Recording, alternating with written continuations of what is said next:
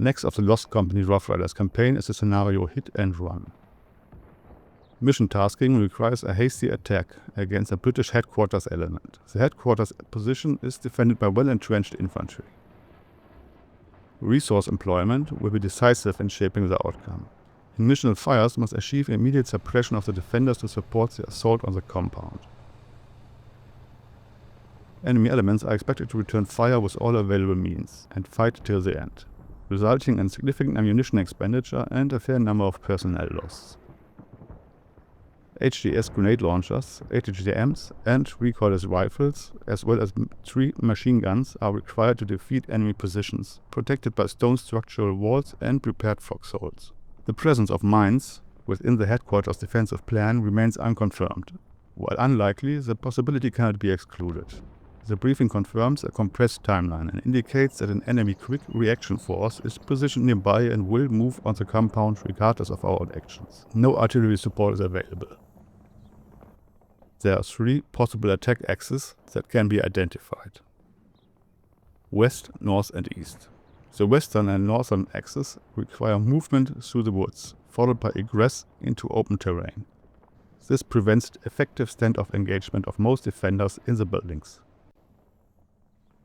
Fires conducted through the woods would increase ammunition expenditure, while the subsequent open field advance would likely produce higher casualty rates. A further complicating factor is that defenders are not targetable from the start line. Heavy weapons must displace forward and deploy under observation, with fields of fire still partially masked by the woods and teams exposed to defensive fire during emplacement. This axis is expected to expose friendly forces to the highest concentration of forward-facing defenders and are tactically unfavorable.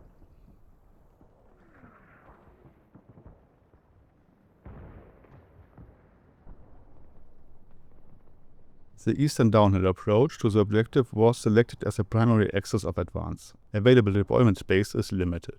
The axis is assessed as a preferred course of action. It permits supporting heavy weapons to deliver direct fires against the buildings and expose defensive positions from increased standoff range, while offering the most favorable approach terrain for the assault force against the smallest observable defender frontage. Accordingly, this axis was designated as a selected scheme of maneuver and approved for execution.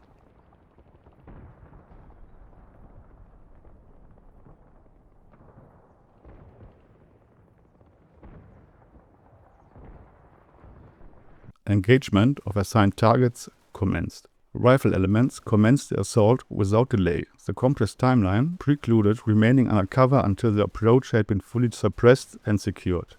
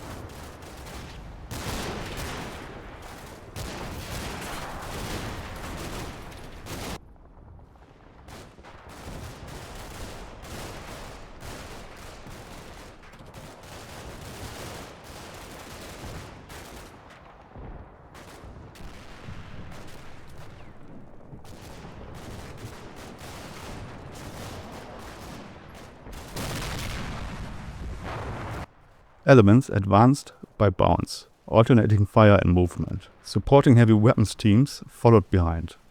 From the small hill, they could initiate engagement from a favorable position, but could not effectively engage enemy personnel behind the first building or inside the smaller structure. Vegetation required close attention due to its potential to obstruct line of fire. Trees proved highly effective at defeating incoming projectiles, including scarce, wire-guided anti-tank missiles. These munitions were limited and had to be conserved. Direct fire team control is recommended, with autonomous target acquisition disabled. Otherwise, teams will expend limited munition against tactically irrelevant jeeps positioned around the compound. Units are making satisfactory progress. Casualties have occurred, but remain within acceptable limits.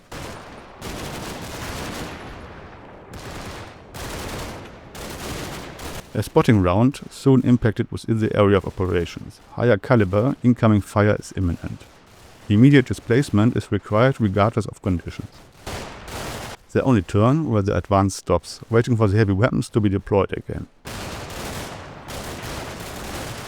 Casualties are unavoidable in this scenario, though some losses are more operationally significant than others.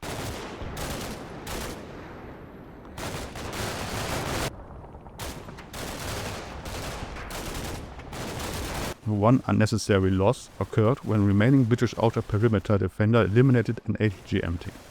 This loss may have a decisive impact on the campaign's overall probability of success. Lead elements entered the buildings and established an initial foothold.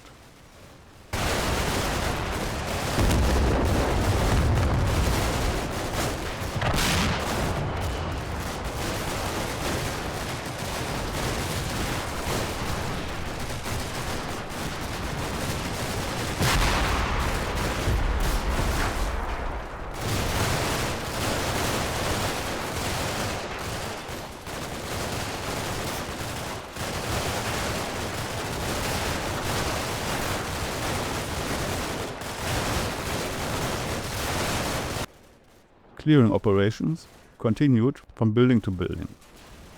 Almost done.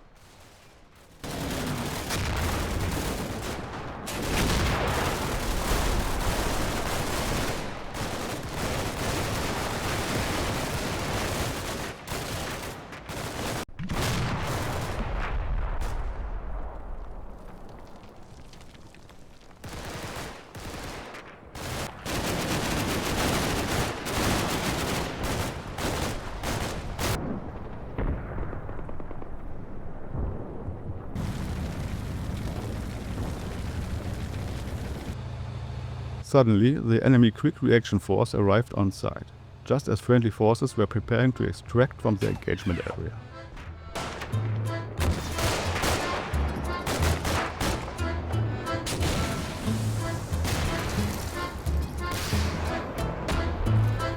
A brief but intense firefight followed.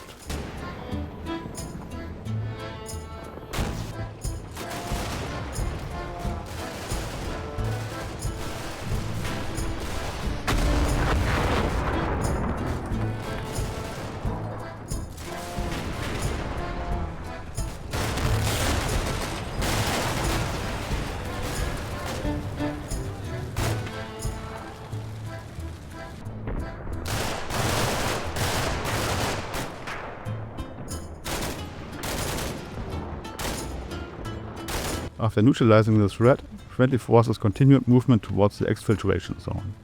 This concluded the third mission.